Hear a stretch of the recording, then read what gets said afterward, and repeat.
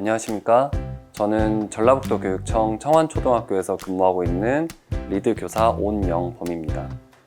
2020년부터 시작된 코로나19 바이러스로 인해 전 세계 교육 현장은 일시적으로 마비되었습니다.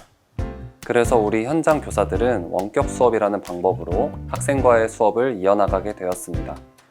이번 차시와 다음 차시에서는 원격 수업에서 교사가 활용할 수 있는 도구를 소개하고 그 사용법을 알아보고자 합니다. 이번 연수를 통해 원격 수업에서 활용하는 도구의 필요성에 대해서 알 수 있고, 원격 수업 활용 도구인 줌밋과 패들릿의 사용법에 대해 알 수 있습니다. 최근 학교 현장의 많은 선생님들은 원격 수업을 할 때 다양한 활용 도구를 사용합니다. 그렇다면 원격 수업 활용 도구는 왜 필요할까요? 교사가 교실에서 수업을 할 때는 칠판, 컴퓨터, OHP 등 다양한 기기를 활용하여 수업을 진행합니다. 하지만 원격 수업을 할 때는 오직 컴퓨터 화면만 보고 수업을 하기 때문에 실제 수업과의 많은 차이점이 발생합니다. 이런 차이점을 줄이기 위해서 다양한 활용 도구들이 등장했습니다.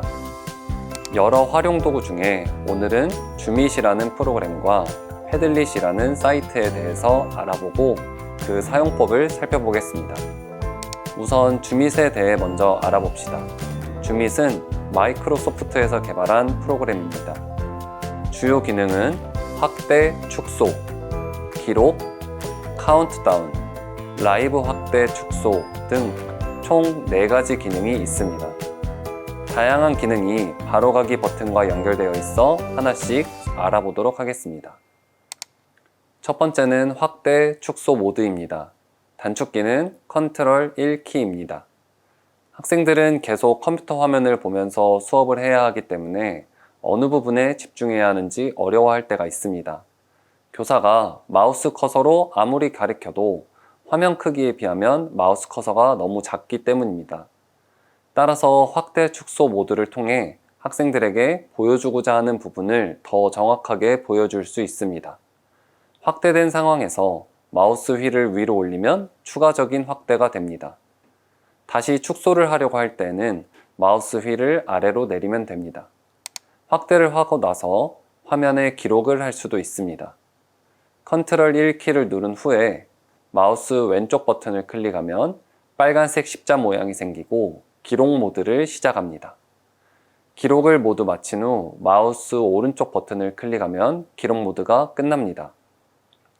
기록 모드가 끝나더라도 기록된 내용은 여전히 남아 있습니다. 기록된 내용을 지우고 싶으면 이 키를 누르면 됩니다. 두 번째 기능은 기록입니다. 단축키는 컨트롤 2키입니다.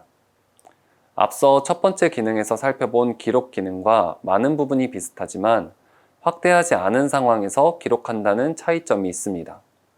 기록 기능을 좀 더 자세히 살펴보겠습니다. 우선 컨트롤 키를 누른 상태에서 마우스 휠을 위로 올리면 선의 두께가 두꺼워집니다. 반대로 아래로 내리면 선의 두께가 얇아집니다. 선의 색깔을 바꿀 수도 있는데 빨간색은 R, 녹색은 G, 파란색은 B, 노란색은 Y, 오렌지는 O, 핑크는 P로 각 버튼을 누르면 색깔이 바뀌는 것을 확인할 수 있습니다. 기록 기능을 통해 화면에 기록을 할 때에는 다양한 방법으로 기록을 할 수 있습니다. 우선 Shift 키를 누르면 직선을 그리게 됩니다. 컨트롤 키를 누르고 있으면 사각형을 그리고 탭 키를 누르고 있으면 타원을 그립니다. 마지막으로 컨트롤 키와 Shift 키를 동시에 누르고 있으면 화살표를 그립니다. 세 번째 기능은 카운트다운입니다. 단축키는 컨트롤 3입니다. 단축키를 누르면 화면에 카운트다운 화면이 표시가 됩니다. 마우스 왼쪽 버튼을 누르면 카운트다운을 시작합니다. 만약 시간을 조정하고 싶다면 컨트롤 키를 누르고 마우스 휠을 움직이면 됩니다. 네 번째 기능은 라이브 확대 축소입니다. 단축키는 컨트롤 4키입니다. 컨트롤 4를 누르면 첫 번째 기능처럼 확대가 되는데, 라이브 기능에서 가장 중요한 것은 확대된 화면이 마우스 커서를 중심으로 움직인다는 것입니다. 또한 확대된 상황에서 컨트롤 E키를 누르면 그 화면에서 기록 기능이 활성화가 됩니다. 줌밋은 백그라운드로 활성되어 있기 때문에 프로그램을 종료하려면 아래 작업 표시줄에서 마우스 오른쪽 버튼을 클릭해 종료할 수 있습니다. 이제 웹사이트 패들렛에 대해 알아보겠습니다. 패들렛은 가상 게시판을 설정하여 사용자들이 콘텐츠를 업로드하고 실시간으로 협업할 수 있게 해주는 소프트웨어를 제공합니다. 패들릿을 활용하면 원격 수업을 하고 있는 학생들의 의견을 실시간으로 수집할 수 있고, 교사가 자료를 업로드하면 학생들이 다운로드하여 활용할 수 있다는 장점이 있습니다. 패들릿 사용을 위해서는 구글, 마이크로소프트, 애플 등의 계정이 필요합니다. 우선 가지고 있는 계정을 활용하여 회원가입과 로그인을 해주세요. 로그인을 하면 다음과 같은 화면이 나옵니다. 저는 앞서 사용 중이던 패들릿이 3개가 보입니다. 오른쪽 위 패들릿 만들기 버튼을 눌러서 새로운 패들릿을 만들어 보겠습니다. 그러면 어떤 종류의 패들릿을 만들 것인지 선택하는 창이 나옵니다. 7가지의 다양한 종류의 패들릿이 있고, 아래에는 간단한 설명이 첨부되어 있습니다. 설명만으로 이해하기 어렵다면 눈 모양 버튼을 클릭하여 예시를 살펴볼 수 있습니다. 우선 저는 첫 번째로 있는 담벼락 패들릿에 대해 설명해 드리도록 하겠습니다. 처음에는 패들릿에 대한 설정이 이루어져야 합니다. 몇 가지 중요한 설정으로는 우선 패들릿의 제목과 간단한 설명이 들어가야 할 것입니다. 쉽게 공유하기 위해서는 패들릿의 고유 주소 또한 간단하게 수정할 수 있습니다. 학생들에게 게시물을 올리게 하는 경우 제출한 학생이 누구인지 알기 위해 저작자 표시를 할 수도 있습니다. 또한 댓글을 달거나 게시물에 대한 공감 기능을 활성화하여 좀 더 능동적인 교류가 이루어지게 할 수 있습니다. 마지막으로는 학생들이 무분별한 게시물을 올리지 못하도록 승인 기능을 넣거나 비속어를 필터링할 수도 있습니다. 설정이 끝나면 다음과 같은 화면이 나옵니다. 오른쪽 아래에 플러스 버튼을 클릭하면 게시창이 뜨면서 다양한 게시물을 발행할 수 있습니다. 게시창을 좀 더 자세히 살펴보겠습니다.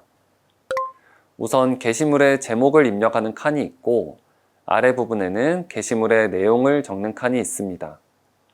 가운데 육각형 모양의 버튼들은 게시물에 다양한 내용을 추가할 수 있도록 도와줍니다.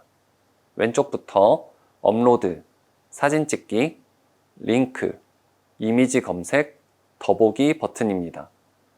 업로드는 파일을 게시물에 첨부하는 기능입니다. 사진 찍기는 컴퓨터나 노트북에 웹캠이 있다면 사진을 찍어 첨부하는 기능입니다. 링크는 사용자가 다른 웹사이트로 바로 연결될 수 있도록 링크를 걸어 첨부하는 기능입니다. 이미지 검색은 사용자가 필요한 이미지를 바로 검색하여 첨부할 수 있도록 해주는 기능입니다. 마지막으로 더보기 버튼을 클릭하면 앞서 설명한 4개 외에도 다양한 유형을 입력할 수 있도록 도와줍니다. 게시물을 발행할 때 필요한 내용을 적절히 첨부하여 학생들에게 제공해 준다면 더 효과적인 원격 수업이 될 것이라고 생각합니다. 게시물의 제목과 내용을 모두 입력하였다면 이제 오른쪽 위에 있는 발행 버튼을 클릭하여 게시물을 발행합니다. 그러면 패들릿에는 여러분이 방금 발행한 게시물이 발행될 것입니다. 패들릿을 활용하여 좀 더 효과적인 수업을 만들어 보시길 바랍니다. 지금까지 학습한 내용을 바탕으로 간단히 퀴즈를 풀어보겠습니다. 첫째, 원격 수업에서는 다른 활용 도구가 필요하지 않다. 정답은 X입니다. 원격 수업은 카메라만 보고 수업하기에는 어려움이 있어 다양한 활용 도구를 통해 실제 수업과의 차이점을 줄일 수 있습니다. 두 번째, 라이브 확대 축소 기능의 단축키는 컨트롤 4이다. 정답은 5입니다. 세 번째, 패들릿에서는 텍스트 외에 다른 유형도 첨부할 수 있다. 정답은 5입니다. 이번 시간에는 프로그램 주밋과 웹사이트 패들릿에 대해 알아보았습니다. 다음 시간에는 또 다른 원격 수업 활용 도구인 멘티미터와 B캔버스에 대해 알아보겠습니다. 감사합니다.